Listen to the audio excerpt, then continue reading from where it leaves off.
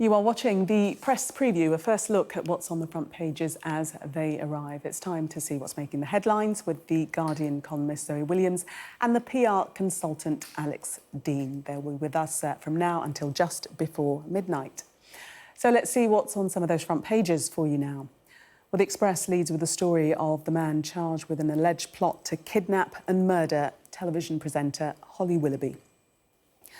That court appearance is also the lead item on the front of tomorrow's Daily Mirror. The Sun, too, makes it the top story. After its victory in the Rutherglen by-election, the Eye reports on what it says is a plan by Labour, if it wins power, to solve the UK housing crisis by taxing developers to fund more social housing and build new towns alongside the country's rail network. The new homes plan is also the top story in The Guardian. Labour policies also make the top story in The Times, with the Shadow Health Secretary saying that the NHS must modernise or die and outlining plans to double the number of diagnostic scanners in hospitals. The death of the wife of former Manchester United football manager Sir Alex Ferguson is lead story in the Daily Star. The Telegraph reports that hundreds of rape suspects have been wrongly labelled by police as women after they declared that to be their gender when arrested. Menopause madness. The Mail claims an exclusive with news that dozens of public bodies and universities have what it calls male menopause policies. Another example of what critics say is wokeism. And the Financial Times reports on moves to help the cash-strapped Metro Bank solve its problem with a massive cash injection from a group of its bondholders. And a reminder that by scanning the QR code you'll see on screen during the programme, you can check out the front pages of tomorrow's newspapers while you watch us. And we're joined tonight by Zoe Williams and Alex Deane. Welcome to you both. I'm slightly losing my voice there. Let's start with the front of the FT and really the story is whether Labour are preparing for general election. We know that they are, but are they further along the road to a potential victory following that result of the by-election in Rutherglen that we saw last night? Alex. So John Curtis on the front of the FT gives the usual caveats we get from pollsters, that you shouldn't read too much into a single by-election and that turnout is low. But the government will be concerned, I think, for three reasons. The first is the sheer size of the Labour victory, undeniable, and indicates that Labour is recovering in Scotland, which is vital if it's going to return to number 10. Second reason for the government to be concerned is that it looks like a heavy dose of tactical voting. Doesn't just force the Tories so low they lose their deposit, but it really inflates the Labour's lead over the SNP much more than people were expecting. We can make points about the person who'd been the incumbent, had broken COVID rules and hadn't been around for 3 years and so forth. Sure, that's a factor, but the sheer size of it, plus tactical voting, indicates a problem for the government. And the third is tucked away at the end of this story in the FT, which isn't about the by-election itself. It's about the national position.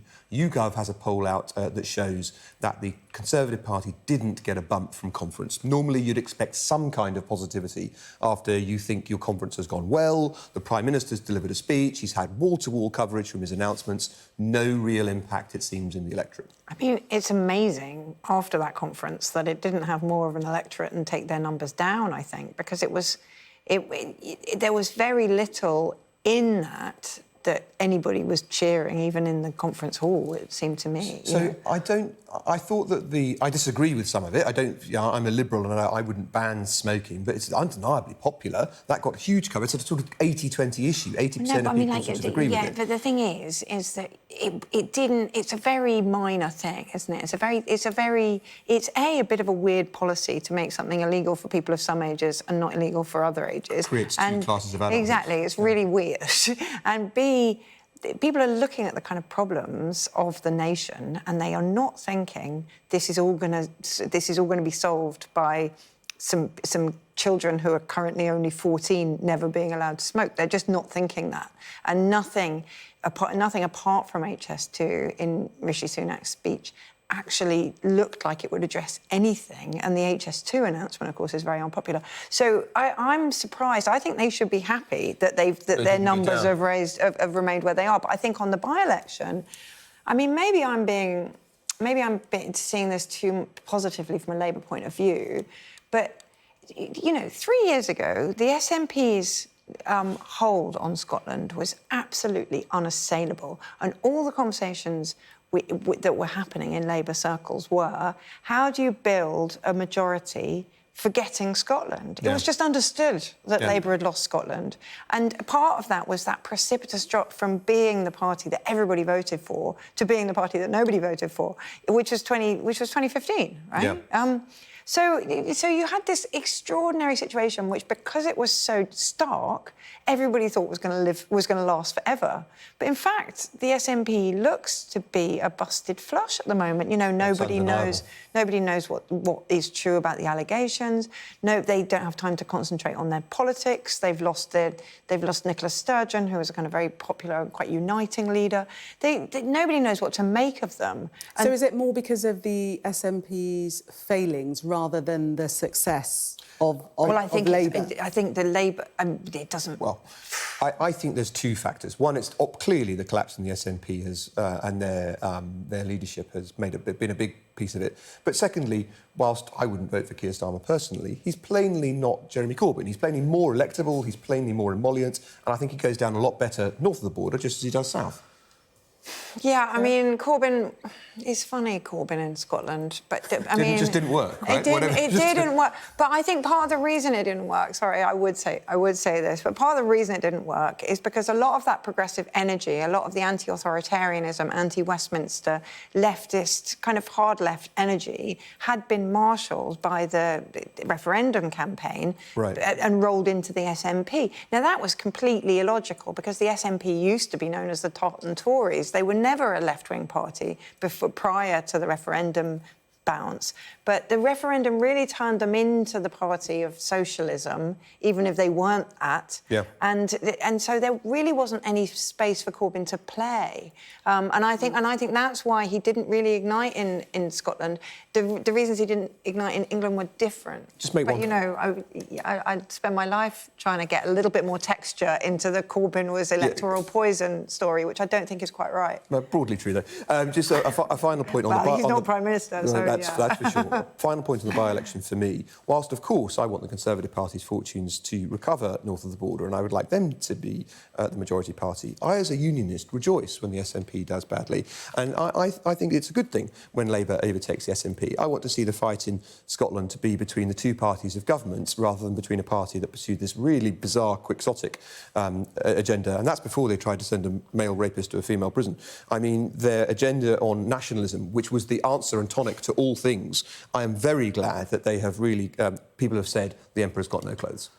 I mean, I don't think that is what people have said, but I do think there's an argument... Well, are the SNP continuing on that trajectory? Well, on the trajectory of wanting a referendum. I think if the SNP survives, they will want a referendum, but I just don't think they've got the energy to kind of press for that at the moment. And you know, the thing with a referendum is that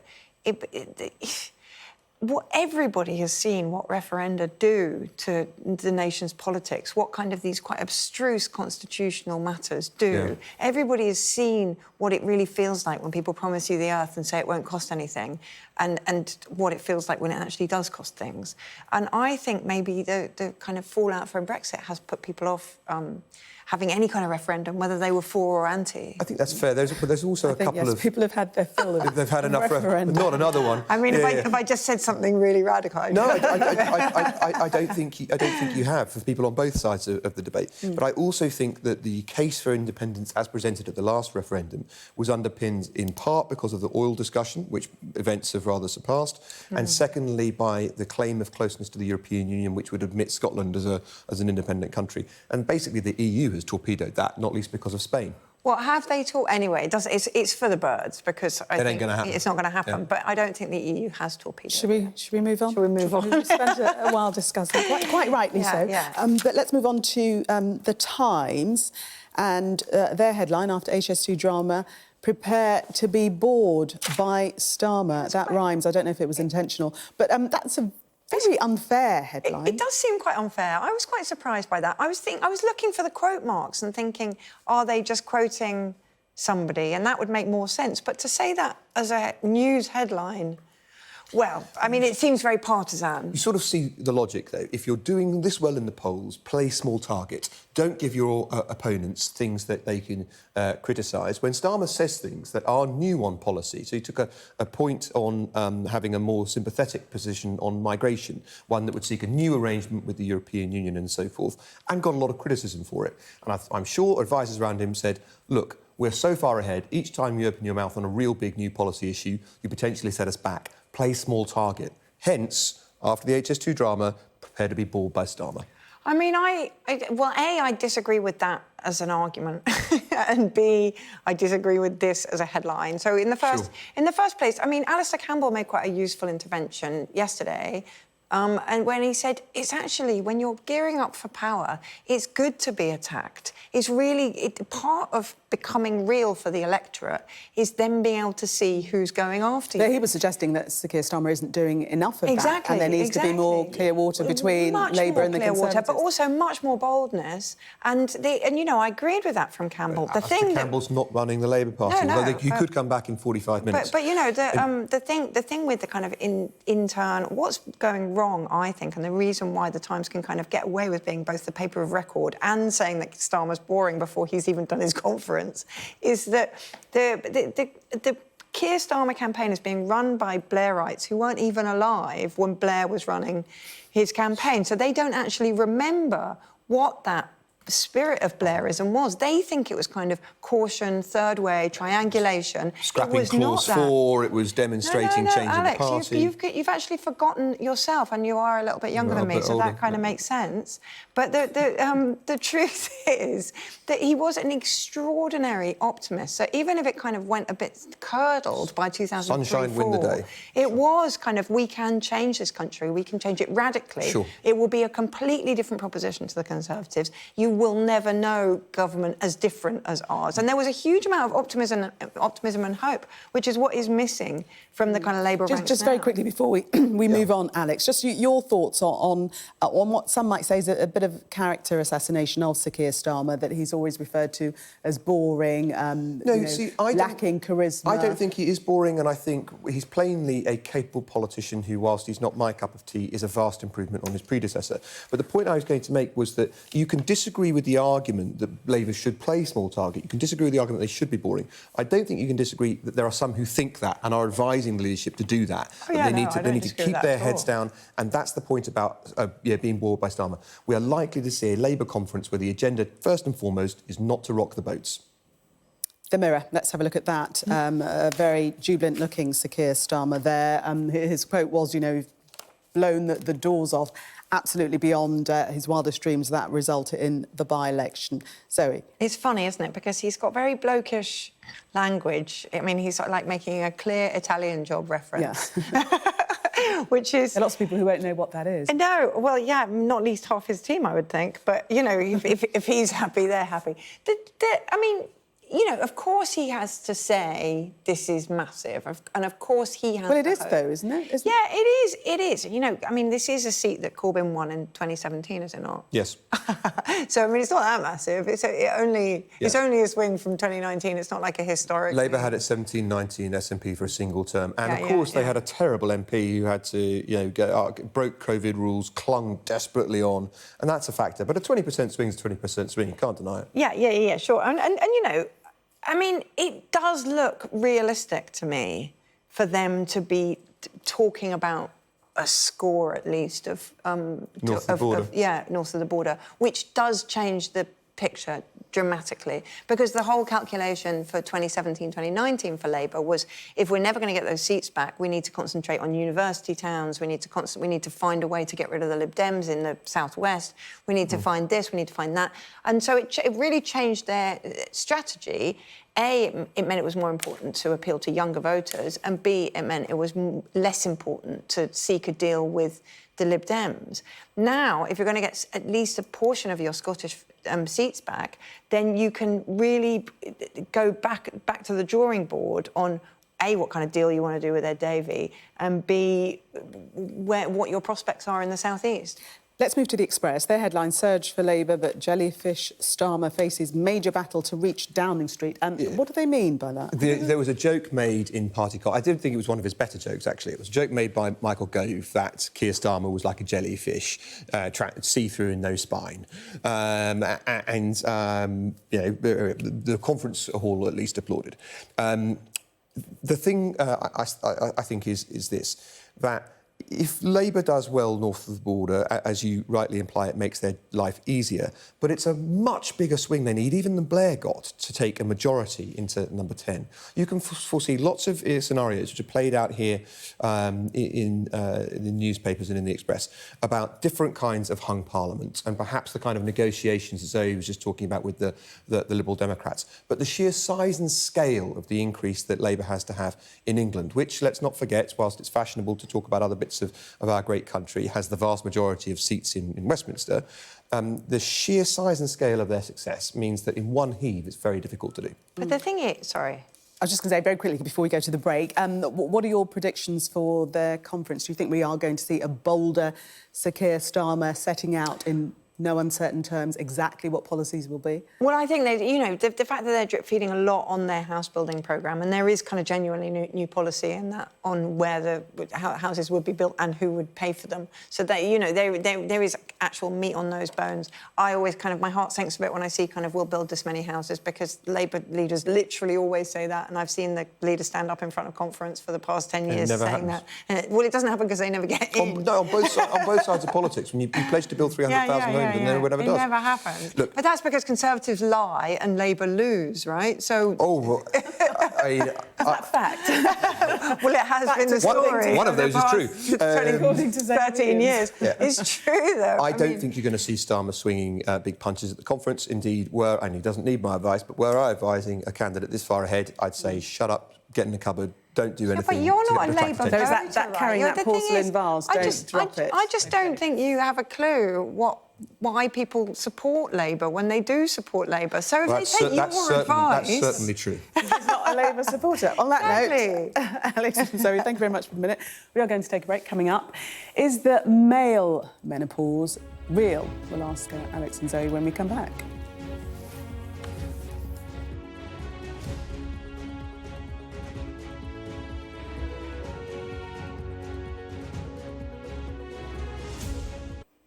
Welcome back. You are watching the press preview. Still with me, Zoe Williams and Alex Deane. Let us have a look at the FT weekend, their front page, and the continuing woes of Metro Bank, although there does seem to be some positive news because bondholders contacted the Lenders Board proposing a £600 million capital injection. Explain what's been happening with Metro. Well, there's a run on the bank, and it shows, I think, that breaking the established hold that the big banks have in the UK is exceptionally difficult, and Metro was basically the closest we got to a challenger bank breaking through to high street presence and dominance and presence at the table.